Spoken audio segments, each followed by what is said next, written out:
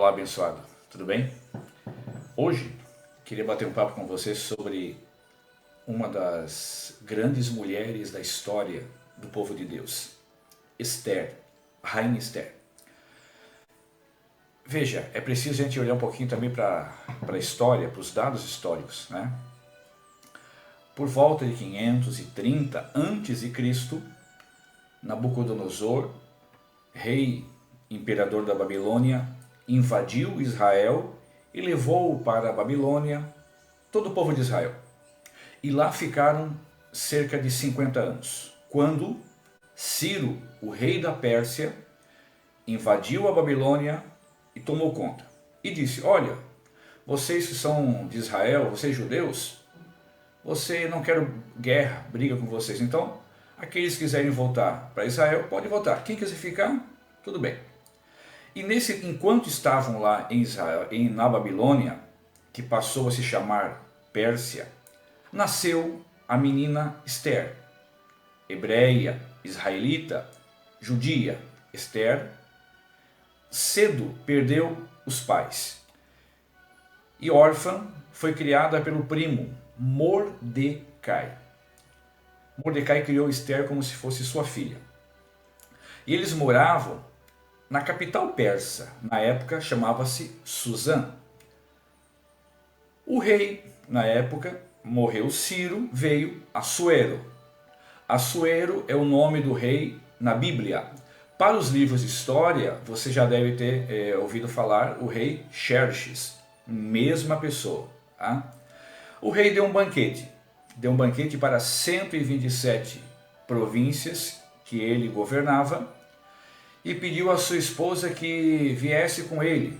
E ela: não, estou trabalhando aqui, não posso ir. O rei então ficou enfurecido e editou um decreto para procurar a mulher mais linda do Império Persa, que seria esposa do rei.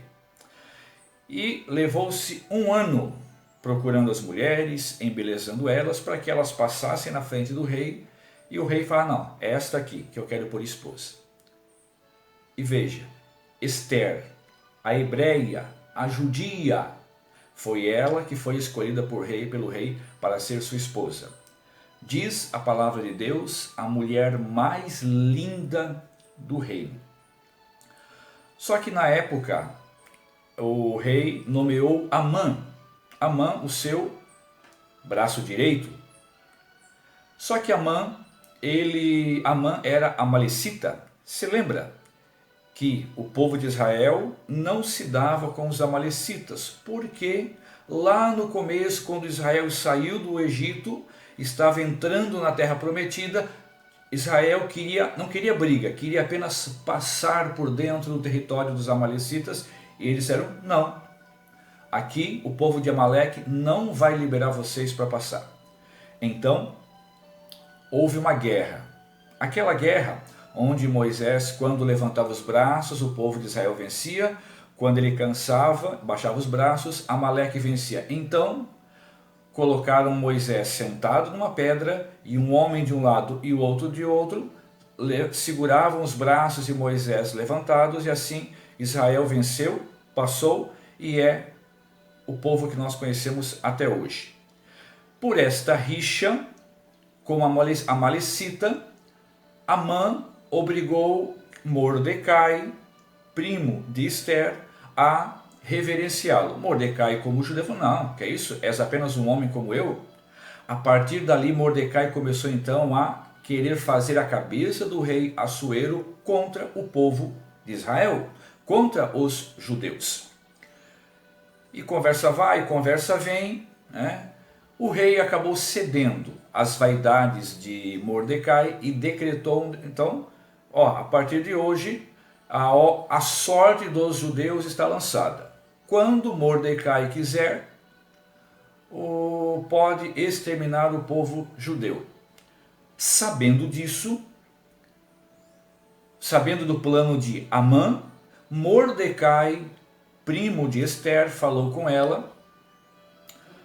E perceba, o rei Assuero tinha já sido salvo uma vez por Mordecai, de um embate, estavam querendo tirar Assuero do poder. Mordecai descobriu e falou, né, entre aspas, dedou para o rei. O rei então ficou com uma dívida para com Mordecai, primo de Ester. Só que nesse meio tempo, Amã preparou uma forca para enforcar Mordecai.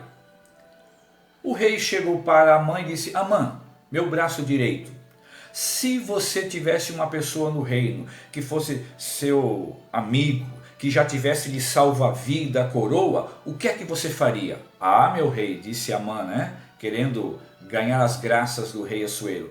Ah, eu colocaria a melhor veste real sobre ele, a coroa, colocaria ele em cima do cavalo e andaria com ele o reino todo, dizendo: olha, esse é o homem que tem o apreço do rei. O rei gostou e falou: então, Amã, amanhã você vai fazer isto com Mordecai. E como a vida às vezes é irônica, né? Deus nunca abandona os seus, pode ter certeza. A rainha Ester, sabendo do plano de Mordecai, de Amã, para acabar com os judeus, ela então decide ir até o palácio real falar com o rei. Só que existia um decreto. Desde o dia que a ex-esposa de Assuero não quis ir com ele no banquete, Assuero fez um decreto proibindo qualquer pessoa de chegar no palácio real. Quem fosse, independente do motivo, seria morto.